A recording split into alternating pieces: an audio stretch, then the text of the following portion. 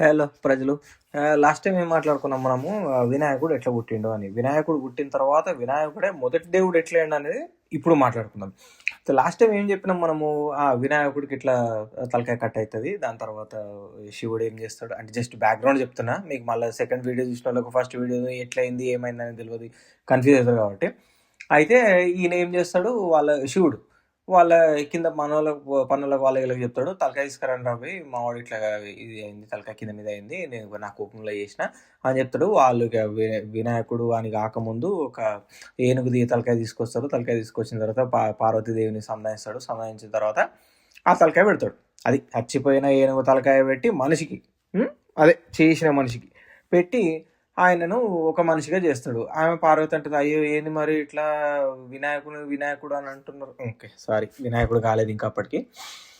ఈ తలకాయ పెట్టినావు మరి, ఏనుగు తలకాయ పెట్టినావు మనిషికి, ఇట్లా ఎట్లా అవుతుంది అట్లా ఎట్లా అవుతుంది అని అంటే, ఏం కాదు నువ్వేం పర్సన్ కాకు, అంతా మంచిగా అవుతుంది, ఏం లేని దాని బదులు ఏదో ఒకటి నయమే కదా అని అంటాడు. అన్న తర్వాత ఓకే, పార్వతీదేవి శివుడు అంత బాగానే ఉంటారు, హ్యాపీగా ఉంటారు. వీళ్ళది వేది ఇంట్లో గుట్టుగా సంసారం చదువుతూ ఉంటుంది, అంత బాగానే ఉంటుంది. దాని తర్వాత ఇక మొగుడు పిల్లలు కాబట్టి వాళ్ళు అప్పటిదాకా పిల్లలు లేరు పార్వతికి శివునికి.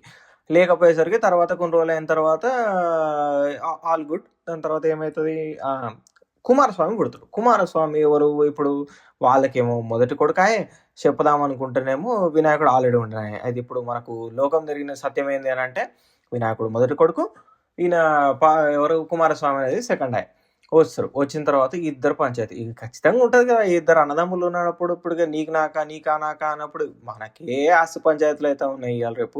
అట్లాంటిది దేవుళ్ళు మనకంటే ముందు అన్ని చూసిన వాళ్ళు, ఇప్పుడు వాళ్ళు చేయండి మనకు వచ్చింది కాదు, వాళ్ళు చేయగానే మనకు వచ్చింది. అంటే నాకు తెలిసిన సత్యం, ఇది తప్పై ఉండొచ్చు నిజమై ఉండొచ్చు, కానీ సో వాళ్ళు కూడా కొట్లాడుతూ ఉంటారు అన్నమాట. అబ్బా ఏం రావారి, నువ్వు గొప్పనా నేను గొప్పనా అని అంటే, లేదు నేనే ఒరిజినల్ కొడుకుని అని చెప్పేసి కుమారస్వామి అంటాడు. అరే లేదు నాయన, నీకు ఏమంటారు, నిన్ను దలుచుకునే ముందే నేను పుట్టినా అంటే అదే నేను సృష్టించబడిన కాబట్టి నేనే గొప్ప అంటాడు. అనగా లేదు ఇది తేలాల్సిందే, నువ్వా నేనా అంటారు. అంటే ఇట్లా కాదు రాబోయ్, మనం పోదాము. బట్ ఇన్ జనరల్ అంటే మన టర్మ్స్లో మాట్లాడుతున్నా, తప్పుగా అనుకోవద్దు.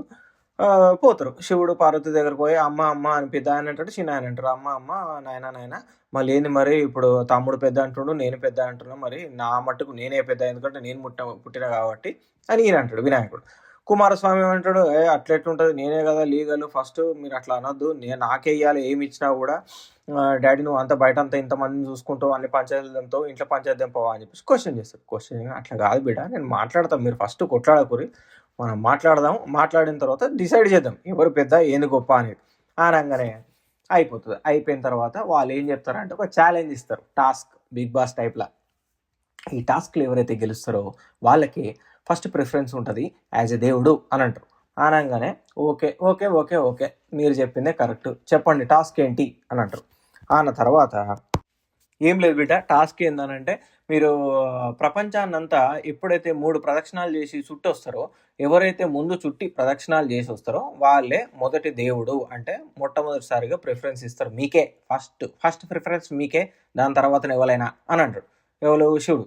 పార్వతీదేవికి అర్థం కాదు, ఏంద్రా నాయన ఇట్లాంటి ఫిట్టింగ్ పెట్టిండు, మరి ఎవరు గెలుస్తారో ఏమవుతుందో తెలియదు, నాకైతే మరి ఇద్దరు కొడుకుల మీద ఉన్నది, ఇది ఎక్కడ పంచాయతీరా ఆయన అనుకుంటుంది ఆమె.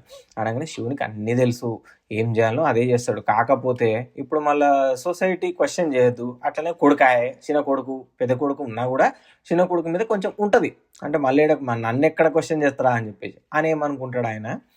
సరేనాయన ఇట్లా పోయిరండ్రి, ఎవరైతే ఫస్ట్ పోయేస్తారో వాళ్ళకు మరి ఇచ్చేస్తా నేను ఓనర్షిప్ అని అంటాడు. అనగానే ఏం చేస్తాడు ఈయన, ఆయన ఎవరబ్బా, సారీ పేరు గుర్తొస్తుంది, కుమారస్వామి. బేసిక్గా గుడులు టెంపుల్స్ ఇవన్నీ చాలా తక్కువ కదా, అందుకనే వినాయకుడిని తలుచుకున్నంత తెలిసినంత కుమారస్వామి పేరు గుర్తురాదు, సారీ. ఓకే, కుమారస్వామి ఏమనుకుంటాడు, అబ్బా నా దగ్గర నెమలి ఉంది, ఇగో నెమలి ఎందుకు ఉంది అనే బ్యాక్గ్రౌండ్ అడగవద్దు, ఇదంతా కొన్ని మిస్సింగ్ మూమెంట్స్ ఉంటాయి. అట్లనే నెమలి ఎట్లనో గట్లా అయిందబ్బా, దీనికి వేరే స్టోరీ ఉంటుంది కానీ ఆ తర్వాత చెప్దాం. ఇప్పుడు మీకు బేసిక్గా వినాయకుడు ఎట్లా మొదటి దేవుడు అయింది అనేది తెలుసుకోవాలి కాబట్టి ఇది మాట్లాడుకుందాం. సో ఏమవుతానంటే ఈయన అనుకుంటాడు కుమారస్వామి, అబ్బా నా దగ్గర నెమలి ఉంది, నేను ఉరికిపోయేస్తా, అన్న దగ్గర ఏం లేదు, నేనే దేవుణ్ణి, ఫస్ట్ దేవుణ్ణి అవుతా అని అనుకుంటాడు. కాకపోతే అక్కడనే వచ్చింది ట్విస్ట్, అది ఎందుకు తర్వాత చెప్తా. పోతారు. పోతారు. ఇగ ఈయన వినాయకుడు అంటాడు, "డాడీ నీకు అన్నీ తెలిసి నన్నే కదా ఇట్లా బనాయిద్దాం అనుకుంటున్నావు నువ్వు. నీకు తెలుసు నీకు ఎప్పుడైనా చిన్న కొడుకు మీదనే ప్రేమ ఉంది. ఎందుకంటే మా అమ్మ కదా నన్ను చేసింది, నువ్వు కాదు కదా" అని అంటాడు. అనంగానే, "అట్లా కాదు బిడ్డ, నీ ప్రయత్నం నువ్వు చెయ్యి, నీ ప్రయత్నం నువ్వు చెయ్యి" అని అంటాడు చల్లగా. ఆయననేమో, "నా దగ్గర ఏముంది నేను ఉరకనికే, నా దగ్గర నెమలి లేకపాయే, నేనేమో ఉరకలేకపాయే, చూసినావు కదా మంచిగా గుండుగుంటే." ఎందుకంటే ఈయన మంచిగా ప్రేమగా పెరిగిండు, తిన్నాడు, మంచిగా గుండు అయిండు. తప్పేదేం లేదు. కాకపోతే ఆయన అనుకుంటాడు, మళ్ళీ కుమారస్వామి ఏమో యంగ్ ఉన్నాడాయే, నాకంటే చిన్నోడాయే, చటుకుని ఉరుకుతాడు, చిట్టుకుని వస్తాడు, మళ్ళీ ఇంకా నెమలి కూడా ఉన్నది కింద, ఊరికి పోనీకే అవసరం కూడా లేకుండా బండే ఉండనాయే, మళ్ళీ ఆయనకు బండి ఉంది, నా దగ్గర ఏం లేదు, నేను నడిచేదాకానే మనోడు కిలోమీటర్ పోతాడు, మరి నేను ఎట్లా డాడీ అని అంటాడు. అనగానే, డాడీ డాడీ అని అనుకుర్రి, ఏమన్నా తప్పుగా అనుకోద్దు, ఎందుకంటే మా డాడీని నాన్న డాడీ అని పిలిచడం అలవాటు, అట్లా నేను అంటున్నాను అన్నట్టు. నాకు అనుకూలంగా నేను చెప్పుకుంటున్నాను, ఇది నా స్టోరీ, అంటే నాకు తెలిసిన స్టోరీ కాబట్టి.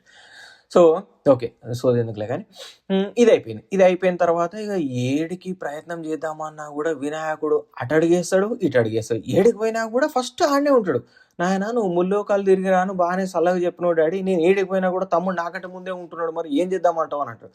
అంటే లేదు నాన్న, నువ్వు భక్తిగా నన్ను తలుచుకో, అమ్మ నాన్నలను తలుచుకొని, నారాయణుడు అంటే మహావిష్ణువు అన్నట్టు వాళ్ళు తలుచుకున్న దేవుడు మొదటి దేవుడు అని వాళ్ళ అట్లా అనుకొని నువ్వు విష్ణుమూర్తిని నారాయణుడిని ఏమంటారు తలుచుకొని ఒక్కసారి దండం పెట్టుకొని నారాయణ మంత్రం చేసుకొని, ఆ మంత్రం అనేది తర్వాత చెప్తా ఎందుకంటే ఇప్పుడు మళ్ళీ లాగైపోతుంది స్టోరీ, అనుకొని నువ్వు దండం పెట్టుకో, అదే 10,000 నీకు, అంటే 10,000 అంటే అదే నీకు విజయం అని చెప్తాడు. అని చెప్పిన తర్వాత, ఇట్లా కాదు, నేను నారాయణుడు ఎవరు నాకు తెలియని దేవుడాయే, ఎందుకంటే నాకు అమ్మ నాన్న మొదటి దైవం, వాళ్ళకు మించి ఇంకెవరు లేరు, సరే నేను ఏం చేసినా కూడా వీళ్ళకే చేస్తా, దాని తర్వాత సంగతి తర్వాత ఎట్లయితే గట్లా అనుకుంటాడు. అనుకున్న తర్వాత, నాన్న నువ్వు నారాయణ మంత్రం చదువుకోమన్నావు కదా, సరే నేను చదువుకుంటా అని చెప్తాడు.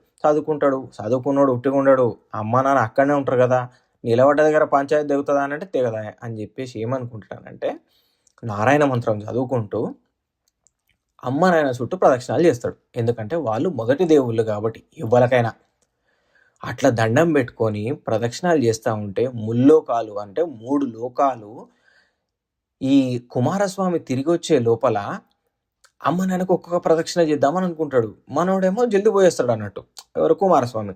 అట్లా ఈయన ప్రదక్షిణ చేసే లోపలనే కుమారస్వామి ఒక లోకం, ఈయన ఇంకో ప్రదక్షిణ చేసే లోపలనే ఇంకొక లోకం. అట్లా ఏ లోకంకి కుమారస్వామి పోయినా కూడా ఈయన ఇక్కడికే ప్రదక్షిణాలు చేసేటప్పటికి అక్కడ కనిపిస్తాడు అన్నట్టు కుమారస్వామికి.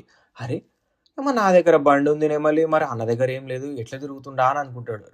ఒక లోకం పోతాడు, అయిపోతుంది, అన్ననే ముందు ఉంటాడు. 2వ లోకం పోతాడు, అన్ననే ముందు ఉంటాడు. 3వ లోకం కూడా పోతాడు, అన్ననే ముందు ఉంటాడు. ఇక నాయన ఇట్లా కాదురా నాయన అని చెప్పేసి ఇంటికి వచ్చేస్తాడు. ఇంటికి వచ్చేసేటప్పటికి మళ్ళీ ఇంట్లో అన్ననే ఉంటాడు, ఎవరు వినాయకుడు. ఇదంతా ఎట్లా అవుతుందిరా నాయన అని చెప్పేసి టెన్షన్ పడుకుంటూ, నాన్న ఇట్లా కాదు, మీరు అన్నీ తెలిసే కదా చేసిండ్రు, మరి అన్నకు బండే లేదు, నాకు బండి ఉందని చెప్పేసి నేను పోయినా, నువ్వేమో ఇట్లా చేసినావు, నువ్వు మొత్తం అన్ననే ఫస్ట్ అయిపోయిండు అని అంటే, అప్పుడు శివుడు చెప్తాడు, వారి ఇట్లా కాదురా నాయన, నీకు బండి ఉందన్న ఆలోచన, ఆవేశము, ఆక్రోషంతో నువ్వు అన్నతో ఛాలెంజ్ చేసినావు, అదే వేరే రకంగా ఛాలెంజ్ చేస్తే అన్న గెలుస్తుండేనేమో, కాకపోతే నీ దగ్గర బండి ఉంది అన్న దగ్గర ఏం లేదని చెప్పేసి నువ్వు గెలిచినావు కాబట్టి అన్నకిచ్చిన వరం ఏందనంటే, మా చుట్టూ తిరుగు, దేవుని తెలుసుకో, అంటే తల్లిదండ్రుల కంటే ఎవరు గొప్ప కాదు అని చెప్పేసి అన్నకు చెప్పిన నేను ఇండైరెక్ట్గా. కానీ అన్నది తెలుసుకొని దేవుణ్ణి తెలుసుకుంటూ అట్లనే మమ్మల్ని కూడా మా చుట్టూ కూడా తిరిగిండు మేము చెప్పకున్నా, అందుకని అన్న గెలిచిండు అనగానే అప్పుడు కుమారస్వామి రియలైజ్ అవుతాడు. ఏమని, అమ్మ నాన్న కంటే ఎవరు గొప్ప కాదు, నీకు బండి ఉన్నా లేకపోతే ఎవరైనా దోస్తులు ఉన్నా లేకపోతే ఇంకేమైనా సపోర్ట్ ఉన్నా కూడా నువ్వు ఇంట్లో సేవ చేసుకుంటేనే బయట రచ్చ గెలిచినట్టు అనగానే అప్పుడు రియలైజ్ అయ్యి చెప్తాడు, సారీ అన్నగారు, మీరే దేవుళ్ళు, అంటే నాకంటే ముందు మనం ఇద్దరం అమ్మ నాన్నకు పుట్టిన ఇద్దరం పిల్లలమైనా కూడా నువ్వు చేసిందే కరెక్టు, నీ తర్వాతనే నేను అని చెప్తాడు. అని చెప్పంగానే అప్పుడు దేవుళ్ళందరికీ శివుడు పార్వతి చెప్తారు, బాబు మావుడు ఇట్లా చేసిండు, ఈయననే మీ అందరికీ మొదటి దేవుడు అని చెప్తాడు. దీనికి రియలైజేషన్ మళ్ళీ దీని తర్వాత top of the story next వర్షన్లో మాట్లాడుకుందాం. Okay bye.